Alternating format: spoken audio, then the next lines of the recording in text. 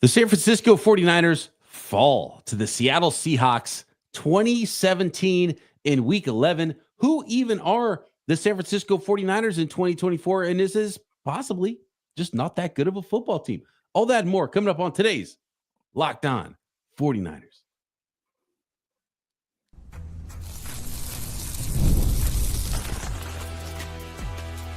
You are Locked On 49ers, your daily San Francisco 49ers podcast, part of the Locked On Podcast Network, your team every day.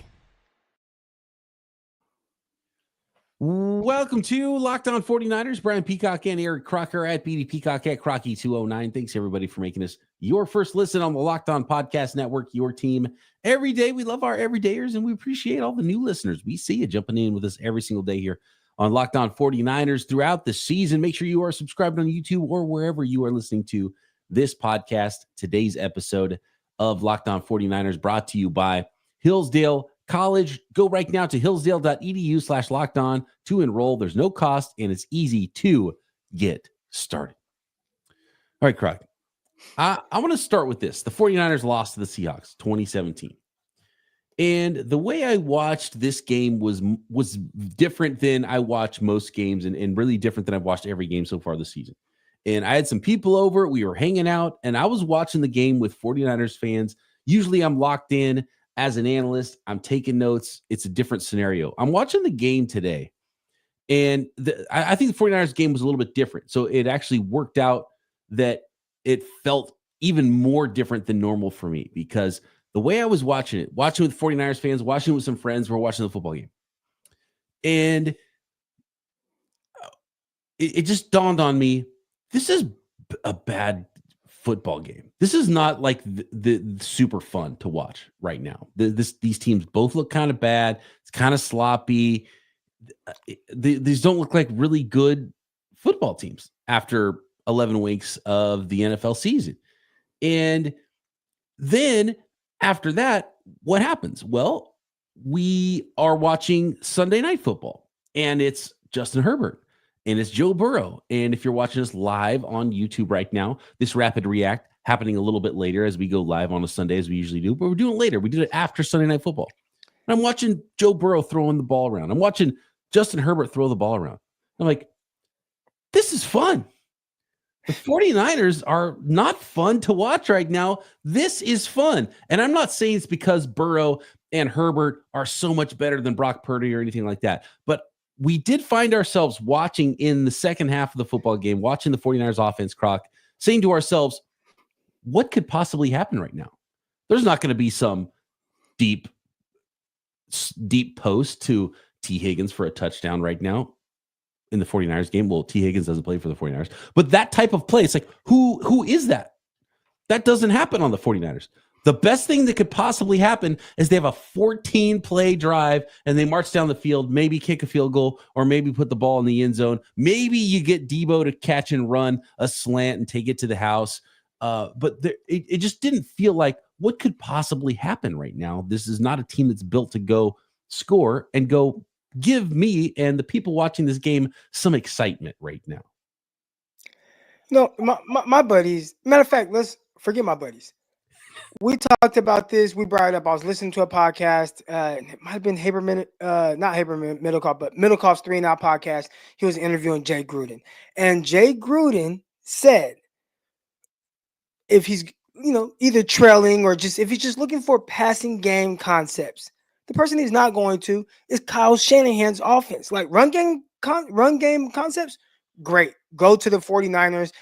Look at how Kyle Shanahan designs a run game. It's fun. It's intriguing. It's innovating. But his passing game, it's not. It's a very stale passing game with very stale passing concepts between how the routes are ran, the routes that are being ran. And when you look at a game like tonight, we're watching Sunday Night Football, and just how not even simple, but just how much it just features the ability of these receivers consistently. All right, we're just going to run stop routes, comebacks, out routes, corner routes, like just these things that get the ball in guys' hands and feature them to the point where you're looking at how some of these guys are being defended. 49ers pass catchers, I feel like I've never seen like a double bracket right? Like, so they had a bracket on Jamar Chase, then they had a bracket on T. Higgins, but T. Higgins kind of like a slant and go. It kind of broke the bracket, which is watching those kind of concepts. Like, it was fun. In the 49ers, they just don't have that. So a lot of people will maybe think, this is about the quarterback or anything like that. Like, nah, Kyle Shanahan's passing concepts are very, very stale. And we've been saying that for a long time now. How much of this 5-5 start for the San Francisco 49ers do you put on Kyle Shanahan? Because I've seen it a lot in the chat already tonight. I've seen it a lot on social media. And everybody at this point in the season is kind of like unified, 49ers fans wise, have unified in a negative way, saying Kyle Shanahan might be the one to point most of, if not all, the fingers at for where the 49ers right now being a mediocre football team.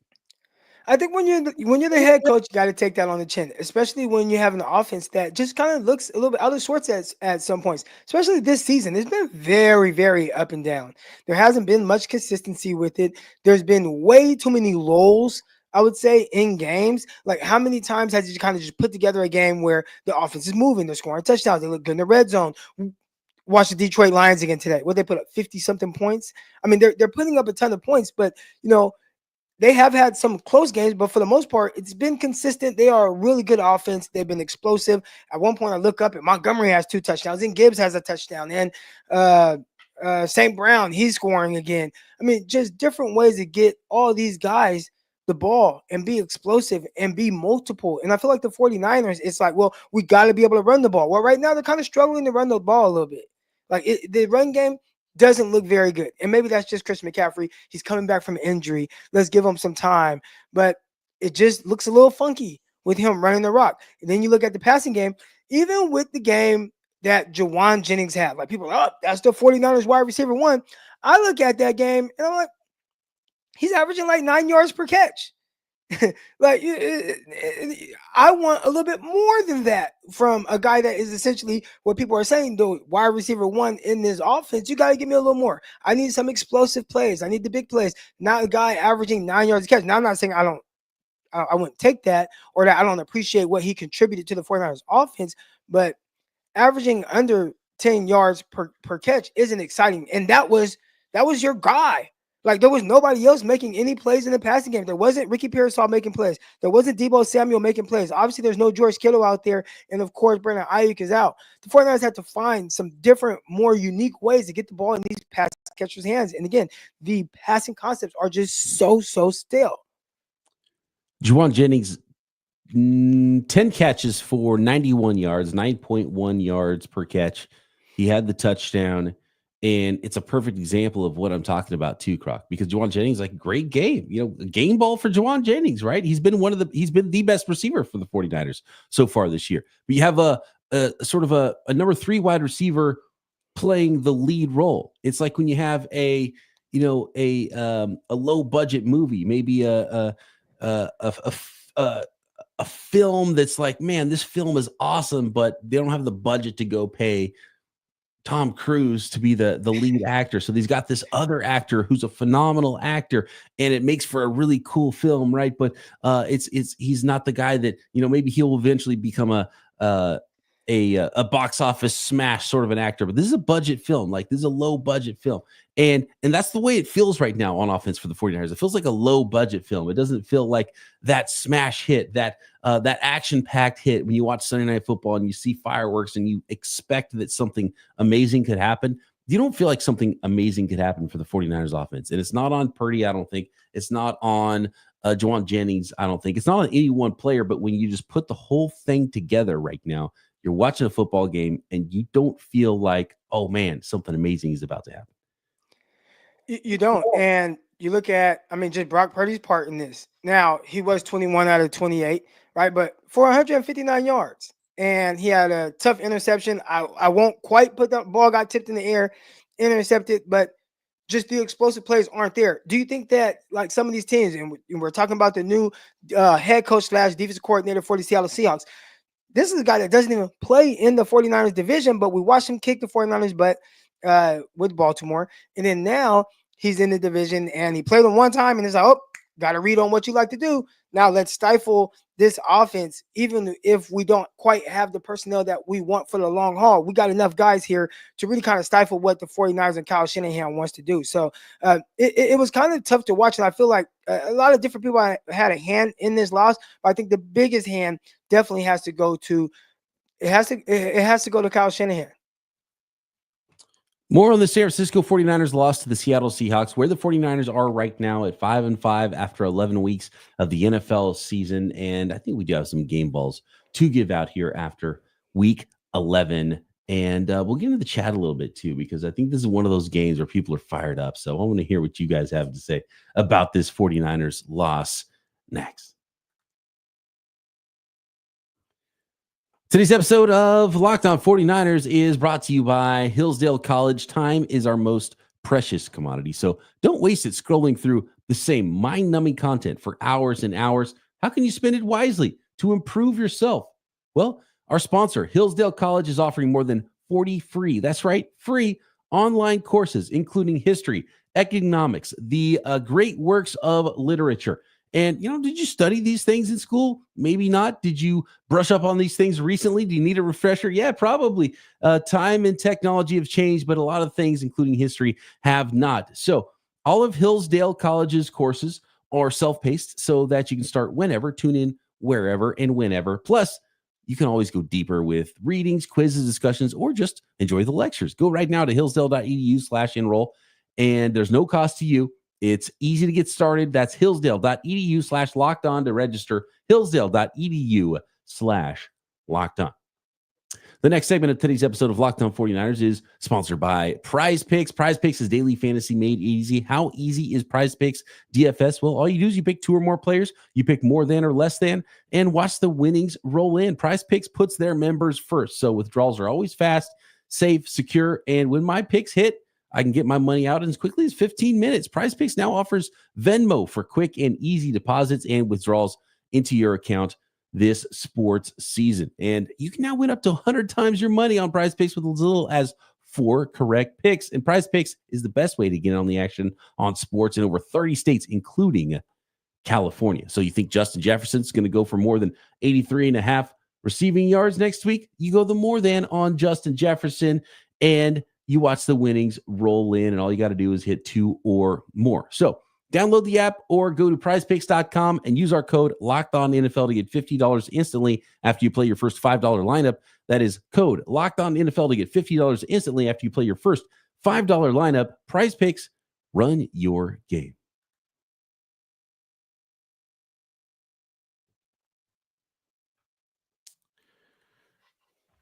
You talked about the running game there, Croc, and Christian McCaffrey, 19-79, 4.2 yards per carry.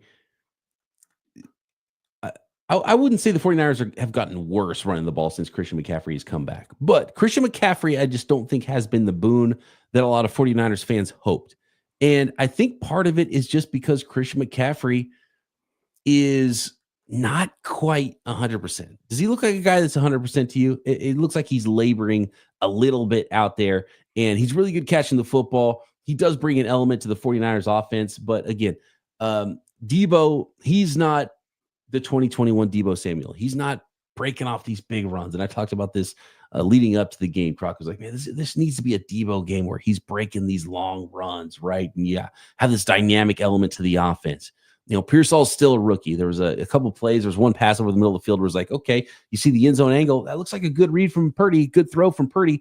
Just a little off with Ricky Pearsall. We mentioned Juwan Jennings already. He's a really good football player, and he's been the best receiver for the San Francisco 49ers, but not dynamic. He's not a guy that's going to go hit the seam for, a 60-yard touchdown reception. And Christian McCaffrey is just not quite there right now. I don't even know what the question is about McCaffrey and the 49ers offense right now, but it boils down to McCaffrey. He's not going to be the savior for this 49ers team this season. I think that's kind of where I'm at with that. They're trying to get him involved heavily, right? And there was some opportunity I thought for like kind of maybe check downs, get the ball in his hands real quick, take off, pick up another few yards, and Brock Purdy either didn't see it or kind of bypassed it. There was one where instead of checking it down to Christian McCaffrey, he ended up taking off and really exposing himself to a potentially really big hit. So you got to be more careful with that, especially this is not a time to lose your starting quarterback. So you want him to play safe. But Christian McCaffrey, I think even when you watched him last year, you could see maybe like just a loss of a step a little bit. And that's not to say that, I mean, he was extraordinary, right? I mean, he was offensive player of the year. So he's still terrific. But even last year was like the long, like legit breakaway speed. He had some big runs. Did he outrun everybody to the end zone? A lot of times they get him or take, have some nice angles on him. And then this year now, especially with these injuries he's dealt with, feels like kind of taking another step back as far as his athleticism. And that does not mean that he's still not a terrific back. I mean, he had over 100 yards of total offense. So he's clearly still productive, but you are losing a little bit of that explosiveness. His longest run today was 11 yards. Jordan Mason had an 8-yard carry on, and he only had 2 carries in this entire game. So they're giving him a lot of opportunities, but yeah, they're kind of missing that explosive run ability that you're really used to seeing from Christian McCaffrey. A lot has been made of Kyle Shanahan's offense and the audible, non-audible. We've talked about this on the podcast before. We know how Kyle's offense operates, and there's a 2-play system, and you can can it, which is can is short for cancel. Basically, you go to the second play, and it's not a true audible system where Brock Purdy's walking up to the line of scrimmage and calling what every play he wants. The quarterback is not calling the protections that's on the center. And that's just the way the 49ers offense has been. It does seem like, though, there's something that defensive coordinators and maybe Mike Macdonald in this game is something he's kind of figured out with Kyle Shanahan. Some of the coaches that Kyle Shanahan's had problems with in the past, and it's going back multiple seasons now. They're using Kyle's own rules against him a little bit. And it's the thing that Kyle Shanahan is really good at doing against other teams and other defensive coordinators and other players, is using their rules against them. And is it time for Kyle to go back to the drawing board here? And I don't want to completely go to the whole audible thing, because I think too much is made of the word audible. And I think a lot of people misconstrue it and are expecting something that's not realistic and just not a possibility for Kyle's offense and for what Brock Purdy should and could be doing right now in the offense. But is it time for Kyle to, and this is probably an off-season thing, this isn't something he's going to implement in week 12 necessarily, but is it time for Kyle to look in the mirror a little bit with his offense and realize that people might have his number a little bit and change the way he operates things, whether it's allowing his quarterback to do things at the line or just figuring out how teams are beating him? Because it seems like teams have gotten a number on Kyle Shanahan's offense and are using his own rules against him a little bit. I think when it comes to coaching, I think everybody sees the game a certain way.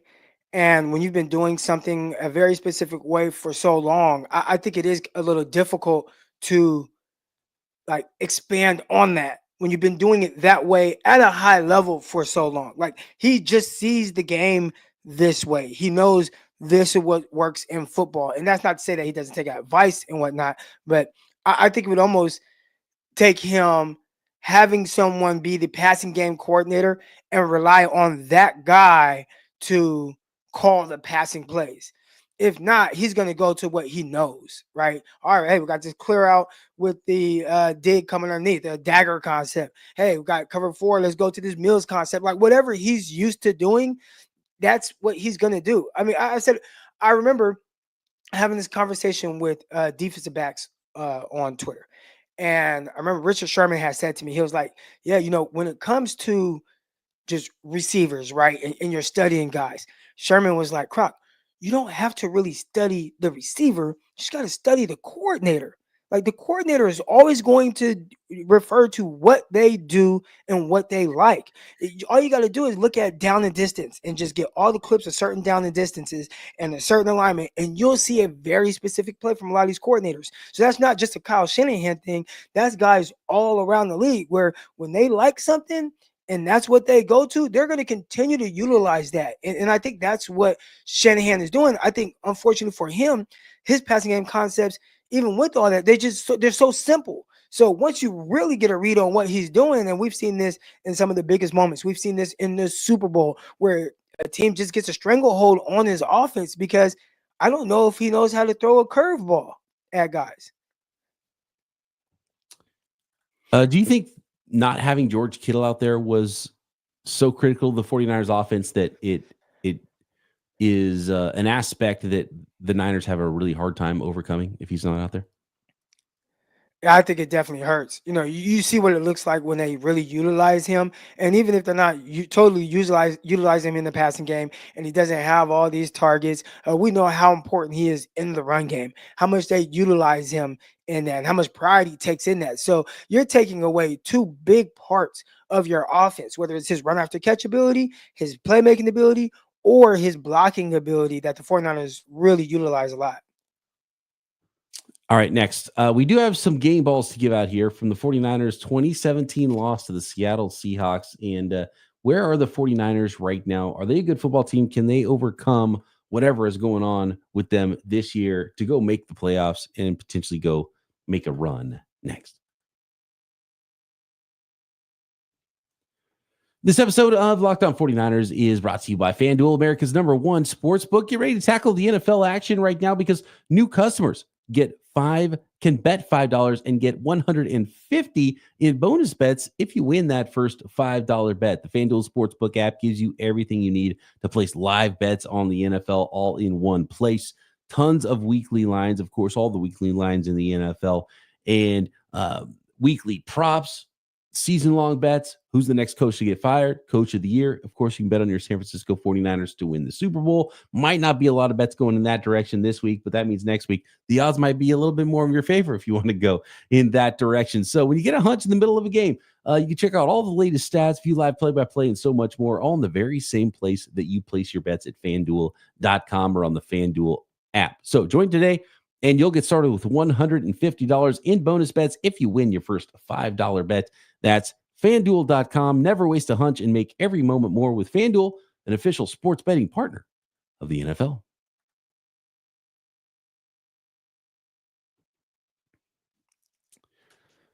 I think I got to go to Nick Bosa, Croc, as a game ball for me. And he was good in this game. Obviously, he's got the injury. He left and didn't return. And so we're going to be monitoring that throughout this week because he's so important to the 49ers defense. 1.5 sacks in this game, a couple tackles for loss, a couple of quarterback hits. But the reason I'm going to give Nick Bosa a game ball is more than just what he did when he was off the field or on the field. It's because of what happened when he's off the field. And the Seattle Seahawks doubled their yards per play when he was off the field versus when Nick Bosa was on the field. And I think that's the kind of impact Nick Bosa brings. And if he's not out there for you, we've spent a lot of time in this podcast talking about the 49ers offense, and you don't have Nick Bosa on the defensive side of the ball, you start to draw a pretty bleak picture of where the San Francisco 49ers are right now going into week 12.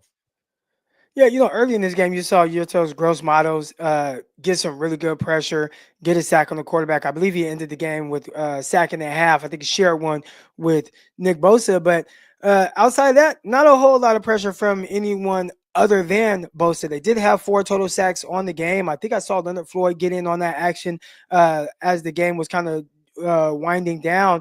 But the 49ers have to get a little bit better consistent pressure, and even bigger than the pressure from that. What happened with letting Geno Smith run for all these yards? I'm like, okay, well, if Geno is willing to take off, what's the first thing I'm thinking? Oh, spy him. Like, you got to spy Geno Smith because right now he's looking to make plays with his legs. And the 49ers just refused to do that. And when he took off for a touchdown, I'm like, well, who's supposed to be spying him? Now, I did see some people on social media say, well, Campbell's supposed to be spying him. I'm like, I don't think Campbell's a spy. And if I'm in a position, trying to defend this team right now, and they're in we got to score a touchdown to win this ball game, they got to throw the ball, or if they're not throwing the ball, then it's quarterback, but they're not about to run the ball up the gut.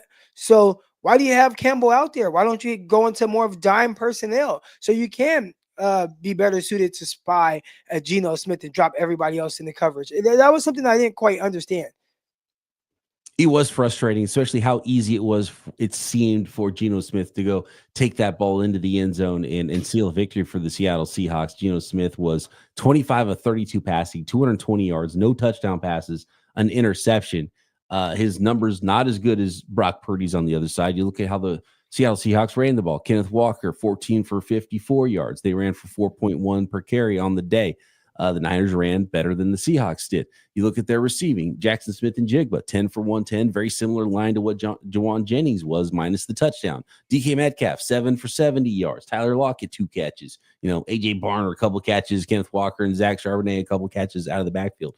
Is another game where you look at the stat book and the 49ers were the better football team. And you watch the game, and we've seen it multiple times this year where the 49ers can't hang on, can't win games in the second half, whether the eyeball test or the stat book or both together many times tell you that the 49ers were better on this day. And the scoreboard says otherwise. And that's the frustrating part is you look at the 49ers offense, you have no faith that they're going to go down, make a big play.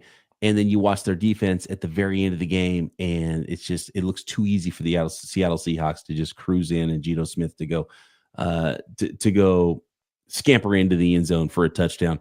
And I think that's where all the frustration comes from 49ers fans right now.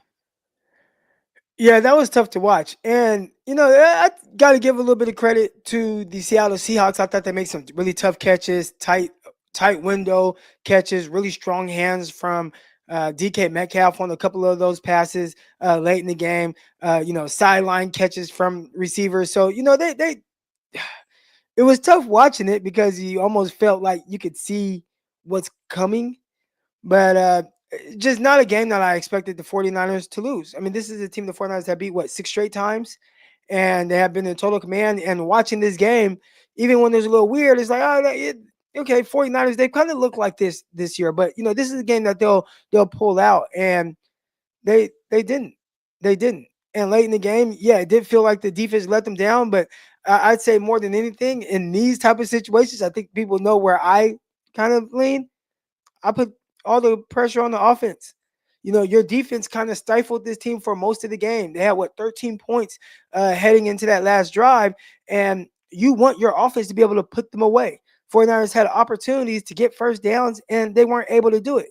This is a team that is supposed to be led by their offense. You have a lot of different guys out there missing on the defense. You got to help them out, right? Gross Models, this is his first game back. He's missed most of this season. You don't have Nick Bosa out there. You don't have Drake Greenlaw out there. Travarius Ward, he's not out there. He's hurt. There's a lot of the others out there. So offense, we need you to kind of pick up the defense for a second here. A defense that had only given up 13 points through most of this game into that last drive.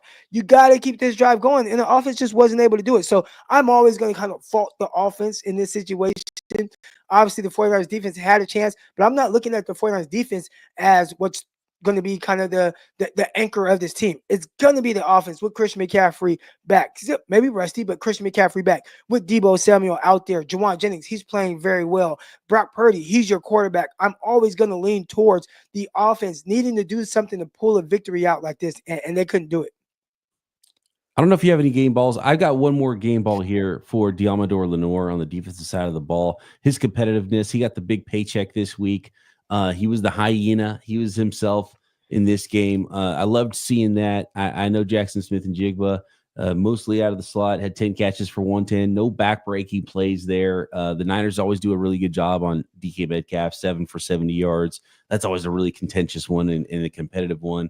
And again, I look at this game and most of my game balls, most of my, aside from we talked about the Geno Smith scamper into the end zone and the end of the game there, but a couple field goals in the first half. The 49ers defense was up to the challenge, and I came away so disappointed with the offense because it was like, man, okay, the Seattle Seahawks offense, looks kind of ugly. The Niners are handling them. It feels okay. And then the Niners offense is on the field like, the Niners offense looks kind of ugly too. And like, where's the juice? What's going on? And it just stayed close. And it's 7-6 at halftime. You could really feel it. And, my good buddy Jason and one of my oldest friends in the world, and he's just so frustrated. He's watching this game. We're looking at each other at halftime. I was like, oh, this is going to be one of those games, isn't it? Because the 49ers didn't look look good. There was no juice there at all, and there was no expectation in the second half for us watching this game that they were going to do anything on offense. You just kind of watch this car crash in slow motion and be like, okay, they left the door open for the Seahawks, and they are going to go win the game, aren't they? And yep, they did. And it was not that much different than what we saw with the Rams earlier this season and the Cardinals earlier this season, division opponents to go and beat the 49ers, and it really puts the 49ers in a bad spot. And their record feels worse than 5-5 because of those NFC losses, because of those NFC West losses right now after 11 weeks. Before the game, I talked about the 49ers maybe using all three running backs because they're just so different. Like, I feel like they all bring a different dynamic to the game. And 2 carries for 13 yards for Jordan Mason, a guy that, was leading the league in rushing for the first quarter of the season. 0 carries for Isaac Guerrero. So, those are things right there. Like, you can't figure out a way to use some guys that clearly show that they have value. They have ran well for you. They have done really good things. They've created explosive plays. And you force the rock, as far as handoffs go, to Christian McCaffrey a ton of times. I think there just has to be some carries for some other guys just to bring a different type of dynamic, a change of pace at the very least. I say it all the time when it comes to Kyle Shanahan's offense, and this was a good example of it. When Kyle Shanahan's offense is moving well, it's beautiful. It's so well orchestrated, and it looks so amazing, and it's so fun to watch. But when it's not going great, it feels like you're in a crowded restaurant in a big city. You took a wrong turn and you ended up stuck in the elevator with the bus boy, and there's a cart, and you don't know where to go. And it's just too many people in a small space. And that's the kind of offense we saw in this one. It was not well orchestrated. It did not look beautiful, felt condensed, and there was no movement. And it's not fun, not that much fun to watch in those cases. Where the 49ers are, they're in a weird spot, and they got to win some football games. You're looking up at the Cardinals. You got to win the West. That is the number one thing. They're not too far out. They can make a run very easily, but every passing week, you start to realize, Croc, maybe this is the team. Maybe this is the team that doesn't have the run in them. They're going to win one, lose one, win one, lose one. 2-game winning streak, and then look very mid the following week. And maybe that's just what we should expect with this 49ers team. Maybe that run is not in this team this year. I don't know, but I came away feeling much more down on the 49ers after this game than maybe any of the games, even more disappointing losses, I think, because it felt like watching this team that maybe it's not in them. Whereas before this week, I always thought, yeah, you know what? It's still in them to make that run. I'm not sure that if that run's in them right now. I think because even outside of obviously, just kind of up and down play as a whole by the team, but the guys that you typically could count on to just be really good and carry you out of this right now, they kind of look pedestrian. And I'm not talking about CMC. This is I'm talking specifically about Deebo Samuel, a guy who you typically want to find a bunch of ways to get the ball in his hands so he can create these explosive plays. And right now, it's, you saw a little bit of it the last time they played the Seahawks, but it's just been very inconsistent with his play. And as pointed out in the chat, Croc, it doesn't get easier from here. Green Bay Packers, Buffalo Bills, both on the road. This is a really serious point in the season for the San Francisco 49ers. And they're going to have to go win some tough games. They're going to win tougher games than they lost on this Sunday in the Sundays to come. More on this game, more on the San Francisco 49ers, where they're at this season. And, of course, we're going to break down all of those future games for the Niners, the Packers, the Bills. You got the Cardinals coming up as well on the schedule. And can the 49ers put themselves in a position to, Week 18 against the Cardinals, be playing for potentially the NFC West? Right now, they're not that far out, but it doesn't feel like they're going to make that run. Can they make that run? We'll talk about it every day here on Locked On 49ers. Make sure you follow Croc at Crocky209. I'm at BDP. Subscribe on YouTube or wherever you get your podcasts. Croc and I back tomorrow right here. Locked On 49ers.